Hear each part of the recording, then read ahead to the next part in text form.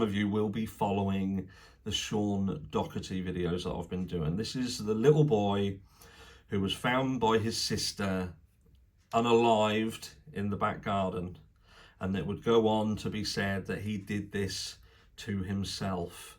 Despite the family's protest and despite what they see as evidence to the contrary, they've tried to fight it, but no, law enforcement has been steadfast and they have indeed concluded that he did it himself. Now, I would suggest before watching this that you do go back and watch the other videos. There is a playlist, and what I am reading in that playlist is the mother's accounts of exactly what happened, and it will put you in better stead to understand what we're going to be talking about in the next few days.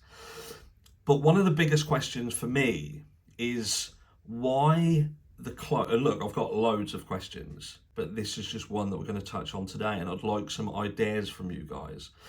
Now, it's obviously not unheard of. We know that it's not. So we can't 100% rule it out, but we do have to go back through the case and make sense of a few things. And if we are going to accept that that's what happened, then there has to be a reason for it. You know, there has to be. Someone just doesn't do this, what they feel that Sean did, for no apparent reason. So then, if that's the case, then we're looking for clues. And I feel that the biggest clue, if it was indeed self-inflicted, was the choice of clothing. Even down to the very ligature used and the bag used to go over his head, these were belonging to the stepfather. And you then have to think to yourself, look, what message would have Sean been trying to put across there?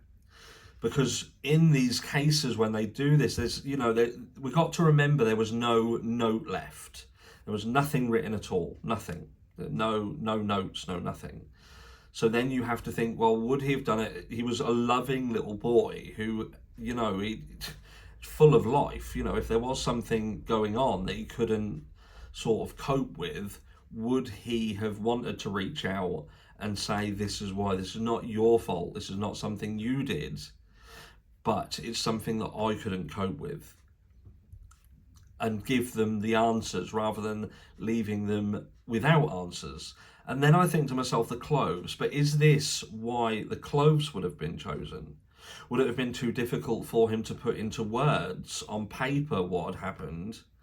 So was he trying to portray his story by utilising the clothes of his stepdad? And this isn't, by the way, this isn't in no way, shape or form trying to point the fingers at anybody. This is trying to make sense of what evidence we have. Because I just feel that law enforcement here, there's been a huge miscarriage of justice, however you look at it. Because even if you look at the fact that this wasn't a murder, then somebody didn't come into that house, which, to be fair, a lot of the evidence points towards, but there are some huge holes in it. And I do feel that the clothing situation does seem to be hugely symbolic. Now, was it symbolic because whoever came into the house and did to Sean what they did, was it symbolic for them? Or again, if it was something that Sean did to himself, was it symbolic to Sean? And if so, on both of these counts, is why? Or can we completely discredit the choice of clothing as just being something non-important? And I don't think that's the case. And I'll tell you for why.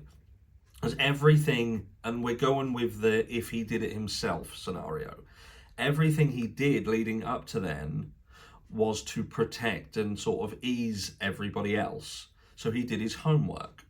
He went and took a picture of himself online to prove that that had been done. He started to take the rubbish out. He didn't finish it, which notes that he could have been, you know, caught off guard by someone or distracted by someone, but he did start to do it. His younger brother was also put in a situation where he was covered by linen,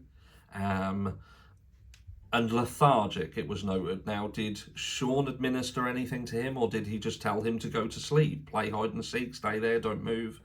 We don't know. The little boy, the little brother, had noted that someone else was in the house, a friend who was fighting with Sean, punching him. So again, you'll see that there is a lot of things that don't sit 100% right. But we do have to cover every single avenue.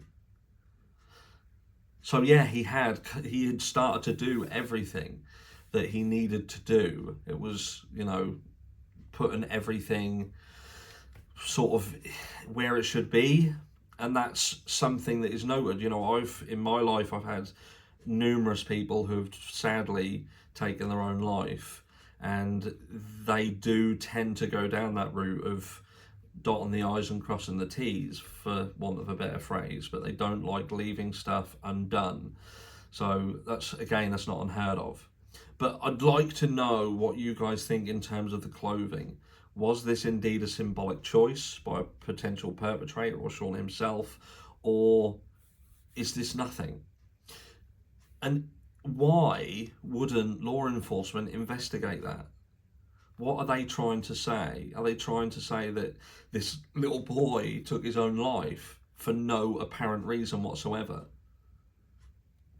I don't get it. You can't have the best of both worlds. You can't turn around and say that this is what we say happened, but we're not going to delve into that and look at everything. We're not going to. There's nothing to see here, when I feel that there is plenty to see here. Let me know down below what you think. And like I say, over the next few days, we'll be looking at different pieces of this case. And if there's anything specific that you guys think or feel about it and you would like to talk about, let me know down below. And we'll touch on it in these videos as it progresses. Catch you all in the next one.